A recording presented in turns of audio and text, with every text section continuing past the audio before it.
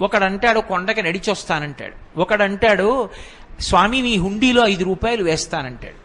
ఇప్పుడు వీటిని మొక్కులు అంటారు. మొక్కు అన్న మాట మీరు జాగ్రత్తగా గమనించాలి. వెంకటేశ్వర స్వామి వారి హృదయం ప్రకారం అయితే వ్యాపారము కాదు. అది పాపము వలన దుఃఖం వస్తోందని వాడు తెలుసుకోవాలి. తెలుసుకుని పిలిచావు పరమేశ్వరుణ్ణి. ఆయన ఏం చేస్తాడు? నేను ఆదుకోకపోతే ఎవరు ఆదుకుంటారు లక్ష్మి? అందుకుని ఉంటాను ఈ కలియుగంలో వెంకటాచలం మీద. ఎవడు ఎక్కడ ఎంత మౌనంగా లోపల లోపల పిలిచినా నాకు వినపడుతుంది. నేను వింటాను, వాణ్ణి ఉద్ధరిస్తాను ఆపదలోంచి. వాడు నా మొక్కు తీరుస్తాడు. ఆ డబ్బు పట్టుకొచ్చి నా హుండీలో వేస్తాడు. నేనేం చేస్తానో తెలుసా?